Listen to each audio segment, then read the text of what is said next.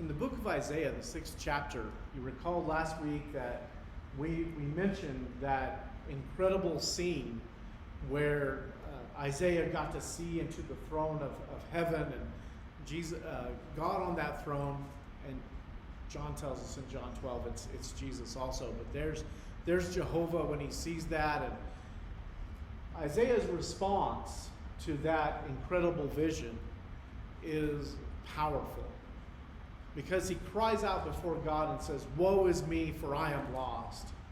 For I'm a man of unclean lips, and I dwell in the midst of a people of unclean lips, for my eyes have seen the King, Jehovah of hosts." What he's saying is, I see God, and he is holy, and I am a sinful man. Woe is me. He understood his place before God. Now, in our lesson last week, we talked about how God created us so that we're all glorious, but clearly there's a change that happens also, isn't there? In the passage that David read a little bit earlier, when Jesus is out on the boat with the disciples and they have that big intake of fish, it's Peter who falls down and actually says to Jesus, "Depart from me, for I'm a sinful man, O Lord." Depart from me. I don't deserve to be in your presence. I don't deserve to be in your presence at all because of my sinfulness. Now, this is after he had spent time with Jesus. He knew Jesus. And yet here he is looking at that sinfulness. There's really something special, something beautiful about the relationship of a father or a parent with their child. It's really difficult for parents, as they look at that child, as they hold that child, to not have expectations and hopes for their children. So sometimes those are very, very specific. My daughter is going to be the best physicist ever. But sometimes it's kind of more generalized hopes. I want my child to have a good life, and I want my child to have to be a good person. Jesus told a parable in John the 15th chapter in verse 1 that I think most of us are familiar with. We call it the parable of the prodigal son. And it starts with that line: there was a man who had 2 sons. Do you think that this father had hopes and expectations for each of his sons? I think he probably did. More harshly, do you think either of these sons turned out to be what the father had hoped for? Now, when we look at the father in this parable, he's an incredible man, as pictured here. He gave to his younger son the portion of his inheritance when he was asked. He allowed his son to depart. His son knew he could return. He knew what kind of father. He knew he could come back. The father is expecting his son to return. He's looking for the son. He has compassion. He's eager for the son's return. And when the son comes back, what do we see about the father? He's welcoming. More than welcoming. I'm not sure the right word for it. Welcoming doesn't match, because it says the father, when he saw his son far off, he ran to him and he embraced him and he kissed him. And seeing the condition of his son, he dressed him then in the best robe, and he put on the family ring and the shoes that he needed. And of course, we see the celebrating, the rejoicing that comes from this father. When the older son didn't want to come in to join the party, what does this father do? He goes out and talks to his son, tries to convince him, tries to help him understand what he should be doing. And so he entreated him to join the celebration for his son. And there's a sense in which he even comforts his older son in the situation that they're in. The father's an amazing man in that story, isn't he? What kind of man was the younger son? Most of us can probably get the negatives pretty easy, right? So he kind of was greedy. because he wanted all of his inheritance. He wanted it early, very early. And he wanted it so that he could go off to a far country and do what those things that pleased him. And so we're told in the story, he wastes it all. And he wastes it with reckless living. We're not told what kind of reckless living. I just want to make that clear. It doesn't tell us. But he takes whatever that inheritance was, and he finds himself in need. Do you think that's what the father hoped for his son? I don't know any father that would think of that. He squanders all that money and the son becomes in need. And how desperate is his need? He has to go work and feeding pigs. And he's desiring to eat what the pigs eat. I guess I do admire about the younger son that when he was desperate enough, he did go to work. Right? That's a good thing. We're told that when he came to himself, he began to think of his father. And how did he think of his father? He thought well of his father. He had a good perspective on who his father was. He recognized his sin. He humbled himself, and he started off on that long journey home. There's some good about what this younger son did. I mean, we need to recognize, yeah, he didn't go exactly the path the father wanted at the beginning. That wasn't what he hoped for. What about the older son? The older son who stayed home and worked. What do you see with him? He stayed with his fathers, and it says, he says of himself, I've served you these many years. My problem with reading that is that I can take that a couple of ways, right? There can be a tone or an attitude behind serving and what you mean of it. Did he serve him because he loved his father, or did he serve him because, well, one day this is all going to be mine, I might as well protect my own stuff. I'm doing this because I have to. What kind of tone was involved in that? The older brother, when he found out about the celebration for the younger brother, what was his attitude? Anger. He was angry at what was happening. I'm not sure that I can say that the older brother was angry all the time, but he sure reacted with anger in this situation, and inappropriately anger because of what his father says. He refused to welcome his brother, so he's acting in just the opposite way that his father did. His little brother comes home, he stays away. He's not very self-aware either. You recall what he said to his dad? I've served you all these many years and I never disobeyed one of your commands. How many sons can say that they did that for their dad? Never disobeyed. And my hand's down quick, because we tend to disobey. So he wasn't really looking at himself honestly. He saw himself as being better than he was. He was ungrateful. He said to his father, you never gave me a young goat. I'm sure his father had been feeding him for years, but he's ungrateful in that. I see bitterness, don't you? I see a judgmental attitude that he has as he thinks about his brother going off into a very far country. How could the older brother know what the younger brother had done? And yet, he says, he's devoured your property. It wasn't his property anymore. It was the property of the younger son. But he says, he's devoured your property with prostitutes. How could he possibly know that? He doesn't. He's just being judgmental. He's just impugning him in the worst way possible about what happened.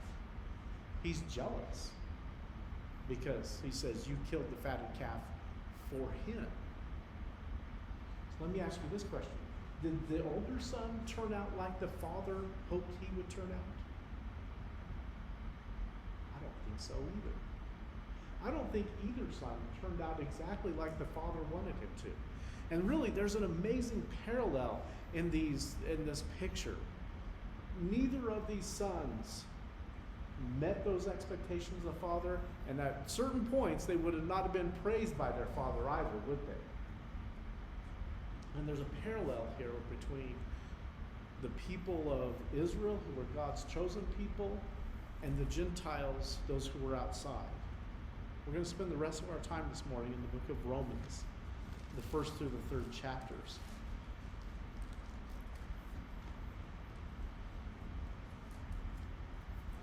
In Romans, the third chapter, verse 23, a passage that most of us learn from a very young age. For all have sinned and fall short of the glory of God. Right? We know this passage by heart. We tend to focus on the very first part of those words, that all have sinned. Now, what does it mean to sin? What is the basic meaning of sin is? If you go way back in its roots, it means to miss the mark, right? From archery. That there was a goal and you went astray from it, right? That's kind of what we're talking about with fall short of the glory of God. That God had a goal for us, that He wanted us to be glorious. He wants us to be like Him, and we fall short of that goal. 1 John 3 verse 4 says sin is lawlessness. We quote that one quite often also. Very true, but sin is not just lawlessness. We know from the scripture it's the breaking of a relationship.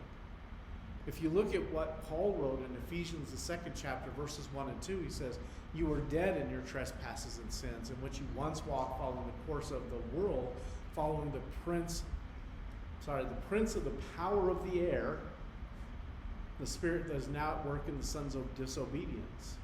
When he says that, he's saying you followed, instead of following God, you chose to break that relationship and follow the prince of the power of the air, Satan. You made that choice. You broke this relationship.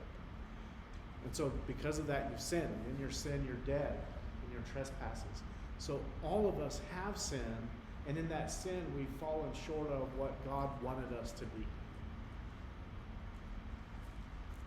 So Paul in Romans, the 1st chapter, in verse 16, reminds us about what the gospel is.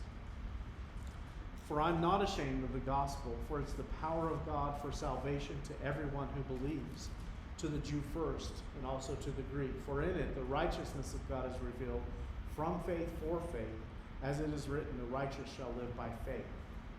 So, all have sinned and fall short of the glory of God, but he says there's the salvation.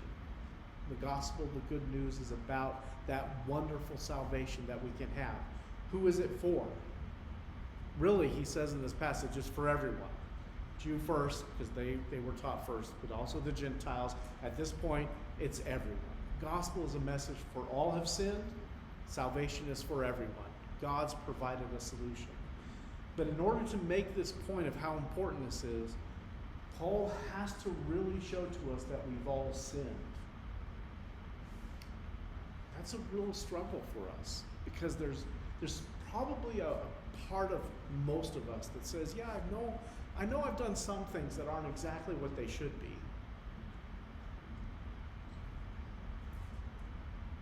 But God's picture of our condition is much different than that. He sees sin.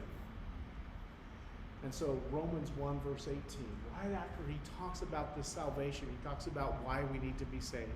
For the wrath of God is revealed from heaven against all ungodliness and unrighteousness of men who by their unrighteousness suppress the truth. How many of you hear that and say, well, I'm not that bad? And that's our tendency. But this is God looking at all of us and saying, it is that bad. And that's a pretty scary thought. And therefore, we recognize that the anger is there for a reason.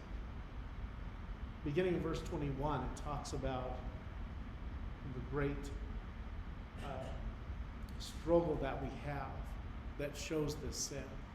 For although they knew God, they did not honor him as God or give thanks to him, but they became futile in their thinking, and their foolish hearts were darkened.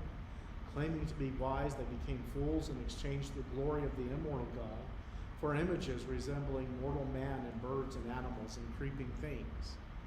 So here's the point.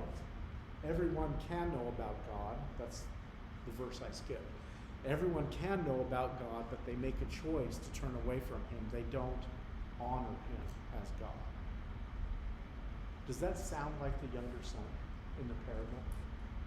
Did the younger son honor his father in the way that he behaved? No. He decided, I'm going to take what I can get, and I'm going to go do whatever I want with it. And this is what we're seeing in this picture. Claiming to be wise, we become fools, and we put something in place of God. So instead of following after his glory, we create our own, whatever that thing may be. And so there's three passages, Romans 1:24, Romans 1:26, and Romans 1:28. We spend a lot of time focusing on the sins that are mentioned here, and that's completely appropriate, but I want us to focus on the phrase that's used in each of them. God gave them up to the lust of their hearts to impurity. God gave them up in verse 26 to dishonorable passions. And verse 128, he says, since they didn't see fit to acknowledge God, God gave them up to a debased mind. What does it mean when it says God gave them up? Now, we see here that he allowed them to go after whatever was in their hearts or minds, whatever they thought. And those sins go from what in our minds are very grave sins to maybe not so bad sins, but they're all sins. They're all rooted in these horrible things that he talks about here. Things like envy and murder and deceitfulness, gossips. Yeah, that's in there along with the other sins. What does it mean God gave them up? This is God allowing mankind to walk away from him and to do as we please. It's the father in the parable who lets his younger son go to a distant country. Was the father in that parable, was he pleased that his son went to a distant country? I can't imagine that.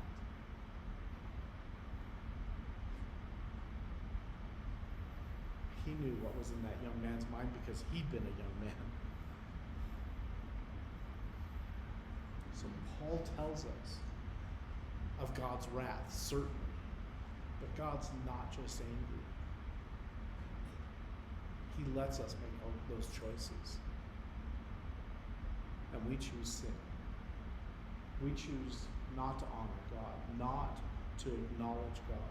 And we choose to do what we want.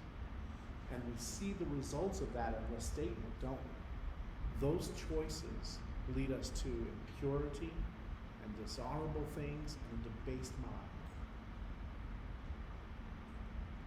He's making the point that this is every one of us that have made that choice. Now in the second chapter, Paul makes this point, and it sounds like he's talking to people now who know the law. And so the first part that we're looking at there sounds a lot like the younger son. The second chapter sounds a lot like the older brother to me. Therefore, so this is Romans 2 verse 1. Therefore, you have no excuse, O man, every one of you who judges, for in passing judgment on another, you condemn yourself, because you, the judge, practice the very same things. We know that the judgment of God rightly falls on those who practice such things. Do you suppose, O man, you who have judged those who practice such things, and yet do them yourselves, that you will escape the judgment of God? You who are passing judgment on another, condemn yourself. That's the older brother, isn't it? He looked at his younger brother and he said, you wasted the money and you did it with prostitute. He didn't know that. But he judged. And he thought he was better than his brother because he stayed with his dad and he never disobeyed his dad. Do you think that you're not going to be judged also? The answer of the older brother is, yeah, I'm the perfect son. I've done everything that you've ever told me to do. He didn't see his own sin, did he? And it's really important for those of us who've grown up studying the Bible and knowing about God and understanding that it's really easy for us to have exactly that same attitude. That we look out in the world and we see the sins of the world, and we forget to look in ourselves and see our own condemnation and judgment. We are not going to escape the judgment of God. And so in verse 12, Paul says very plainly, "For all who have sinned without the law will also perish without the law, and all who have sinned under the law will be judged by the law." Who does that include? It's everyone again, isn't it? That's just so clear to us. Verses 15 and 16, he says this, "They show that the work of the law is written on their hearts, while their conscience also bears witness, and their conflicting thoughts accuse or even excuse them on that day when, according to my gospel, God judges the secrets of men by Christ Jesus." And he's talking about Jews and Gentiles, whether they have the law or don't have the law, doesn't matter. We're all going to go before God on that day of judgment. But did you notice it says there's even those who are in the first chapter, those who don't know the law, it can excuse them. They know right and wrong. It's not like they didn't know it. So the third chapter is where he brings this all together. Third chapter, we're going to be in verse 9. "What then? Are Jews any better off? No, not at all. For we have already charged that all, both Jews and Greeks, are under sin." And just in case we don't get the point, he then quotes and says in the next verse, "As is written, none is righteous, no, not one. All of us have sinned." Verse 19. "Now we know that whatsoever the law speaks, it speaks to those who are under the law, so that every mouth may be stopped and the whole world may be held accountable to God." These passages tell us that there is God's wrath. That wrath is against those who have sinned, and that they have chosen not to acknowledge God, but turned and followed after other things. And that there is a judgment that is coming because of that. And all of us are going to face that judgment of God, where he can look at us and he can see our unrighteousness and ungodliness. I'm really glad that Paul started with that super positive statement, aren't you? That said, the good news is that there's salvation for Jew and Gentile. Because up to this point, we're all in a bad spot. We're all going to be judged by those things.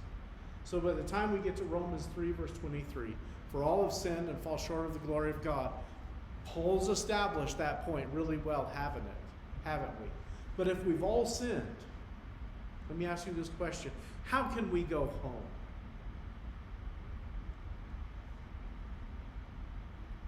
If I'm like that younger son, there would have been a part of me that said, "I've wasted everything.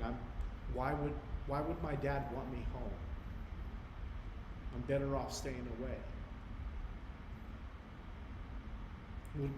Would my father want me back? Does God want me back after all I've done?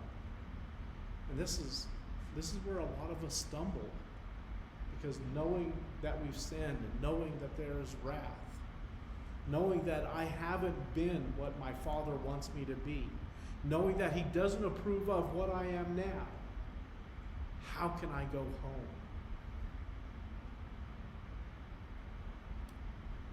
And that's where Paul's message really gives us hope, turns this whole thing around. We all have sinned and fallen short. But that's why Jesus came.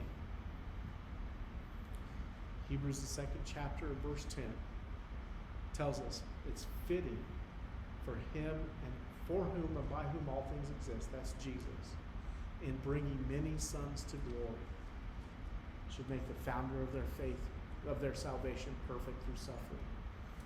Why did Jesus die? Because he wants to bring you to glory. He wants you to be glorious, as God always intended you to be. Yes, you've made the choices, and yes, we've all sinned and fallen short. But He's going to bring you to glory. And He suffered death on the cross to make that possible for you. So we go back to Romans, the 3rd chapter, verse 21, and listen to what he says. But now, the righteousness of God has been manifested apart from the law, although the law and the prophets bear witness to it. The righteousness of God through faith in Jesus Christ for all who believe.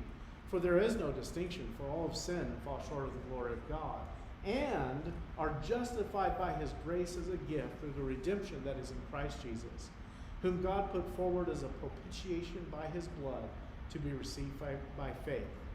This was to show God's righteousness, because in His divine forbearance He had passed over former sins. It was to show His righteousness at the present time, so that He might be just and the justifier of the one who has faith in Jesus. The point that Paul is making is that our God, our Father, is a righteous God. And just like in the parable, He's looking for you to come home. Jesus made that possible. So we have these great terms in here that we are justified. That's to be made right, to be put back like we ought to be. That's what the Father did for His Son when He ran and embraced Him, and He kissed Him, and He put on the robe and the ring and the sandals. He's saying, you're back in the family. We're made right through what Jesus did. There is redemption. We're brought back into the family. There's propitiation. Everything's taken care of. There's atonement for the things that we've done. And all this to show God is righteous. He wants you back. The whole point of my lesson today is not just all have sinned. That's true. But also that all of us have a way back into that relationship with God because of what Jesus did.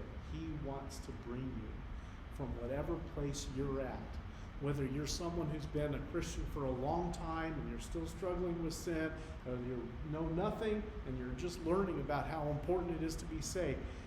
He wants you to be glorious. Will you choose to come home to your Father? That's really the choice that's before us. Because we've done the sinning. He's provided the salvation. Are you willing to come home? Will you be like that younger son who came to his senses? Trust in your Father who loves you so much that He would do this for you. This passage tells us that needs to be received by faith. Put your trust in Him, and He'll welcome you. If you have that desire this morning, please come forward. We stand and sing the song of invitation.